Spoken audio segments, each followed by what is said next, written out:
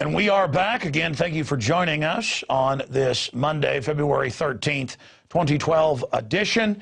We are now joined by Charlotte Iserbyt. She, of course, was the head of policy of the #2 position at the Department of Education.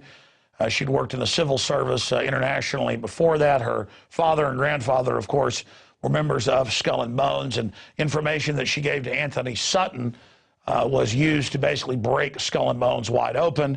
And, of course, we've interviewed her on the radio covering that and produced a special report here for viewers of InfoWars Nightly News and viewers of PrisonPlanet.tv. But I wanted to get her on today because she's up in Maine to give us her view on what happened with Ron Paul. Ron Paul has had elections stolen from him before. We know in Iowa, the key areas like Ames, the university, where he was polling 50 to 60%, just didn't show up, even though they were voted at the precinct level. Karl Rove said the trucks were lost with the ballots. They're not carried by trucks. They vote and then post the results. The same thing has now happened in Nevada. They have just a couple percentage points reporting, and they said it was Mitt Romney. And now it's been so brazen in Maine that Ron Paul has come out and said there's evidence of fraud and that they are investigating it. And the New York Times also had the headline today, could Ron Paul still win in Maine? So a good job to Ron Paul. He doesn't like to look like a sore loser, but when there's open fraud, you've got to say something about it. So she wants to speak to that. Then we're going to get into education, why they're attacking the family, what this outcomes-based dog training is, instead of educating people or teaching folks how to learn and be open-minded. They're basically just conditioning them or brainwashing them with training instead of education. Now, they call the training education today. So we're going to be breaking that down with her and a lot more today. And we're also seeing this trend I want to ask her about before she leaves us, of where schools are now giving Norplant and abortions and even Gardasil shots to children as young as 11 and 12 without parental consent. And in England, they're telling them, don't even tell your parents. So this is the state taking over the family. Everything has really gone into high gear now. And she's going to break that down for us because she's one of the best known, probably the biggest whistleblower ever. With her book, Deliberate Dumbing Down, that I should add, was out of print for over a year, the big Dallas phone book size one. She's come out with a updated and abridged version that's only 500 and something pages long and available, I should add, at Infowars.com. Give this to every educator you know. Give this to the people on your school board. Give this to your pastor. This is full of documents and proves that it is a deliberate program to dumb down our society. Unrivaled work. And by the way, if you don't want a hard copy to give somebody, she's been gracious enough to put her book up for free on her website and to put up a lot of internal documents concerning the dumbing down that have never before been seen. Charlotte, thank you for joining us from your home in Maine. Good to have you with us. Well, thank you very much, Alex. And it is a big day.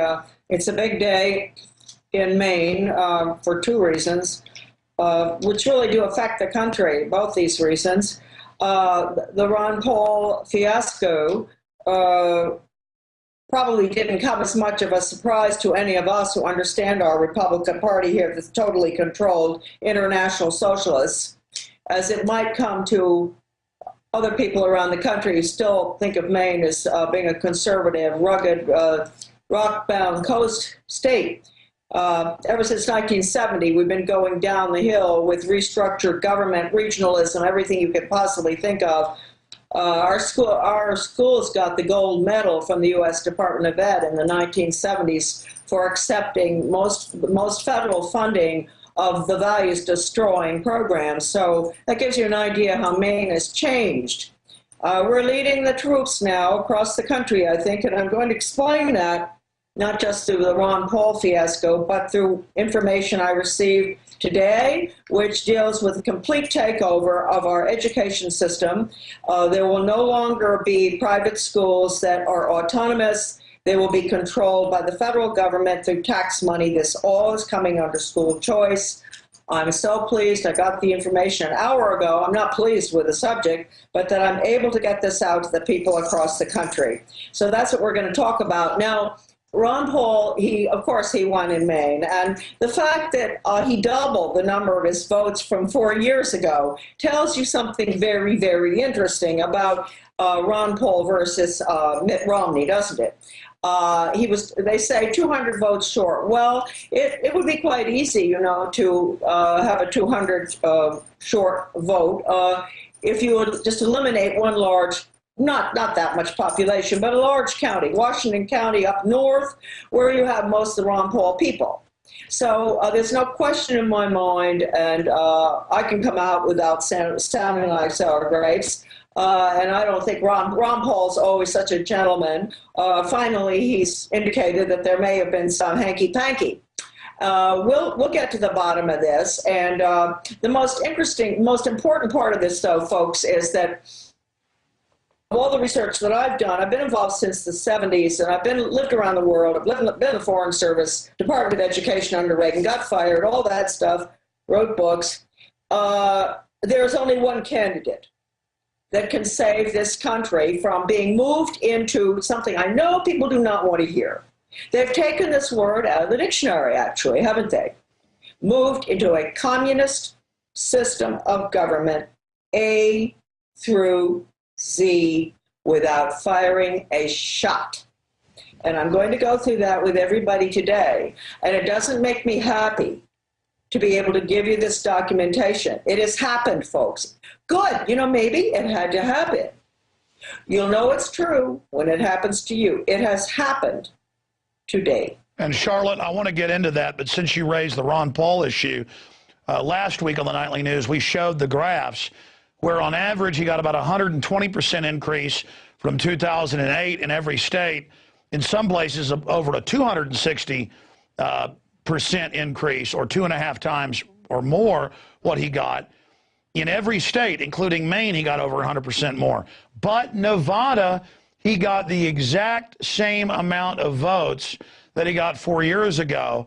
And the reports coming out of fraud. But then in Iowa, we were told there was fraud. And then 3 weeks later, the Associated Press had to admit they're throwing the whole Iowa thing out, but just giving it to Santorum. So now that election fraud's being admitted, they just move on. It's like Stalin said, I don't care who you vote for as long as I count the votes. But we have all these numbers, and look at how they've ignored him in the debates and given him, 89 seconds in the CBS debate, or the least amount in all the others. How they kept saying he can't win.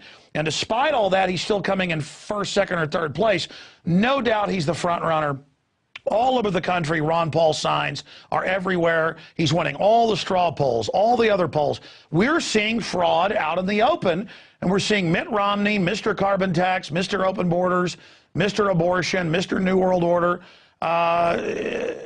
being pushed by the system. You gave me a gift a few years ago when Rob Dew came back from interviewing you. It was a license plate from Maine, Ron Paul Vacation Land. We're going to show the viewers that. But, I mean, it really is sad that Ron Paul is the real winner, and the Soviet-style globalists are going to steal it from him. Yes, and as you really finished my sentence for me, Alex, that's pretty good. You usually aren't able to hang on to the end of my sentences as well as you did then.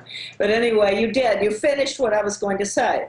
Ron Paul, I've been this for years, as I pointed out before. Ron Paul absolutely is the only candidate that will save our way of life in the United States.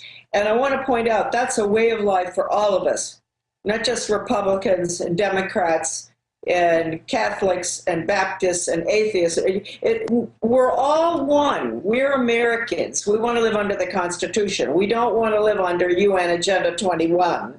By the way, Rosa Cori did a beautiful job yesterday explaining what's going on out there with sustainable development and all, which is nothing but communism. So Ron Paul's the only one, and that's why they're terrified of him, because they can depend on Santorum and Gingrich and Romney and all the rest of them. They can be depended on to implement the international socialist communist totalitarian system, which Rowan Gaither at the Ford Foundation told Norman Dodd in the hearings in the early 50s was the plan to merge the United States with the Soviet Union. And that is exactly what we're looking at right now. And what I wanted to talk about, and I don't understand why this screen is black, but it is, and maybe it means, I don't know whether you can still see me, Alex. No, we can. You're doing great joining us from Maine via... What I want to talk about, what happened today, verifies, and I wish it didn't, all the work all of us have done in regard to school choice. I'm going to read you something from the Maine Teachers Association. One of our good teachers, who's a great activist, gave this to me an hour before the show, and I'll just read it. Here we go, okay? News brief. Leading the way to great public schools for every Maine student. Our governor, who we really thought was going to be a good conservative, has turned out to be everything but, right? He's totally controlled by the neoconservative Heritage Foundation and all of those groups. We have to remember that the left is having the right do its work for them right now. They have always worked together. There's no difference between the left and the right in this country. And as long as people believe there is, we can never solve this problem. They divide and conquer. So here we go. LePage, Governor LePage attacks profession and public education. Governor Paul LePage announced an education agenda that continues his attacks on the profession and public education. This is a synopsis of his plan. Teacher evaluation would be altered to enhance management authority and control of the profession. The definition of a probationary teacher who could be terminated with broad discretion is expanded to include a non-probationary teacher who demonstrates 2 consecutive years of ineffectiveness. The new definition of probationary teacher would go into effect this year. Evaluation systems must include multiple measures of effectiveness. This is for school to work, including student achievement as a significant factor, must be conducted regularly and must provide specific, timely, and relevant feedback. These evaluation systems are to be used for making personnel and staffing decisions, including reductions in force. Now, this is the biggie. An open enrollment school choice would be authorized, allowing students to attend the school of their choice, subject to minor restrictions. Let me point out here, this is all tax supported. That means that all the public schools, the private schools, the Catholic schools, the charter schools, the alternative schools, because they're all going to be receiving tax money, which means they're going to have to adopt the international, national, federal assessment system. And let me stop you right there before you go further, because people hear about making teachers do their job, all this stuff, getting rid of public education. Sounds good, as you pointed out, but what they're really doing is saying Bill and Melinda Gates put in maybe 1% of the money, the government puts in the rest, and they're taking over all the private schools, just like through faith-based initiative, they're federalizing all the major denominations of churches. Exactly. This is this centralized system. And you notice that Obama came out last week and said he's pardoning people with No Child Left Behind, as if he can pardon states. It was always to test, as you pointed out, the dog training to make sure they were dumbing you down. So, That's of right. course, they're going to pardon that the test scores are going down, because, as you've pointed out, that's what this is all really about. Please continue. Yeah, they don't want people. James Block, one of the leaders, said it's really not fair that some people should be brighter than other people. We've all got to be equal. You know, it's sort of what you call the redistribution of brains. So here we go. Open enrollment school choice authorized for students to attend the school of their choice. Doesn't that sound nice? Okay, now here we go. Students can elect to attend public, private, religious, or for-profit schools. Now get this, and don't forget, the minute you take tax money, you're controlled, and you will take the national assessment, which is 60% attitudinal, all about the environment, all about humanism, no God, no nothing. Okay, now students can elect to attend any school they want, really. Funding from the state and local taxpayers at the state tuition rate would follow the student.